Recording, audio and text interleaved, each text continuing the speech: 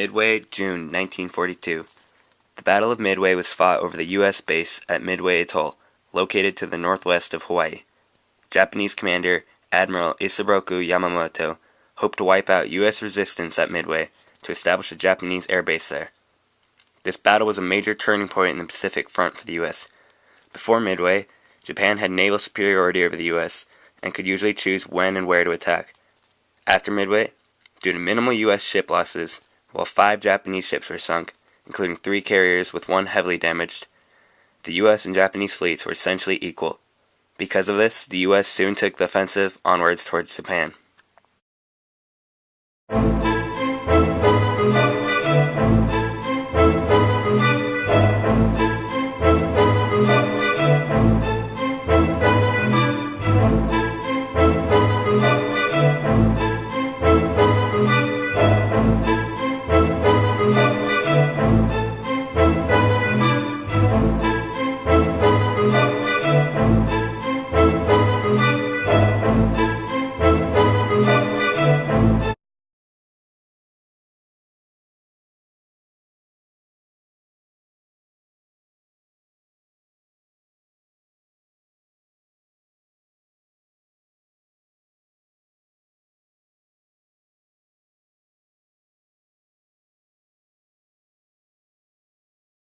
Henry John Kaiser was born on May 9, 1882, and he soon grew up to be a very significant figure in the U.S. success during World War II. Henry became famous for his creation of the Kaiser Shipyard in Richmond, California during World War II. The ships built at the facility became known as Liberty ships, and the new fast production techniques enabled a ship to be built in as little as 4 days. By the end of the war, the economy of the Pacific coast had been transformed. What was once a region without adequate facilities to support substantial economic growth now stood poised to becoming the fastest growing region in the nation.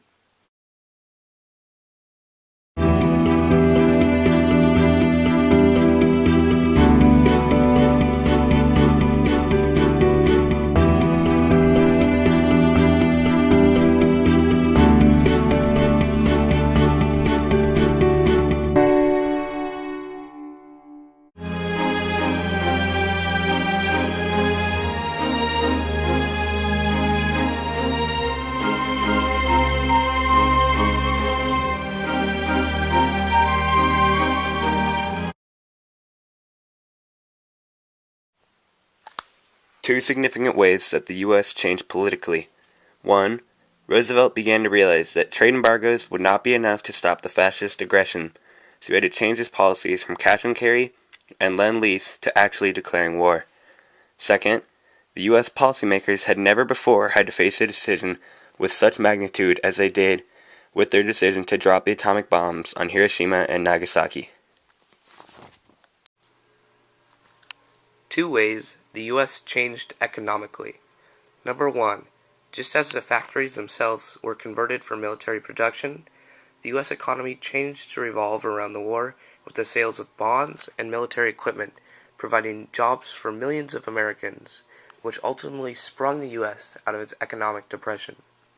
2nd, U.S. trade through cash and carry, and eventually the Lend-Lease Agreement established new forms of military trade with Great Britain and France.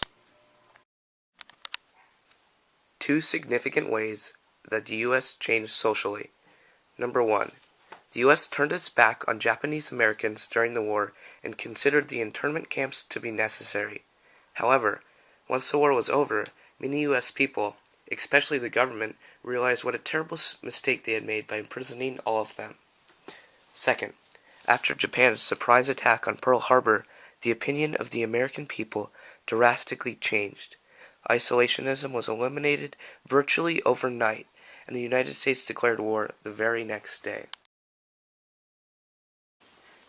On June 6, 1944, President Eisenhower led a surprise invasion on the coast of Normandy.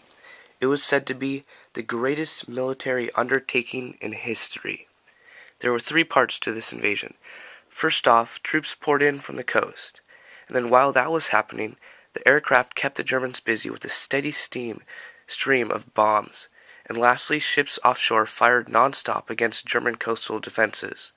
Although the U.S. had the element of surprise on their hands, the Germans had better military positions, and due to their familiarity with the land, they fought back ferociously.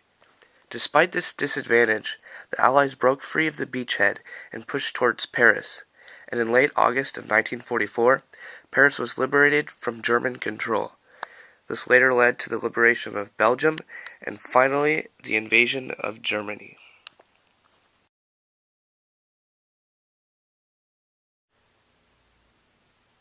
Following the attack on Pearl Harbor, December 7, 1941, the U.S. took severe precautions to prevent other attacks. From February to November 1942, about 120,000 Japanese Americans were forced into relocation camps in hopes of capturing any possible Japanese spies. Tule Lake, the largest of these camps, housed over 19,000 internees who lived in crude barracks and had to eat, bathe, and do everything in communal facilities. The Japanese relocated, lost their jobs, education opportunities, and social networks. This relocation was a result of FDR's Executive Order 9066, made on February 19, 1942. Even after the war's end in September 1945, it wasn't until 30 years later that the U.S. government apologized. In 1976, President Ford proclaimed that the internment was wrong, and in September 1987, the government apologized and paid $1.2 billion in compensation.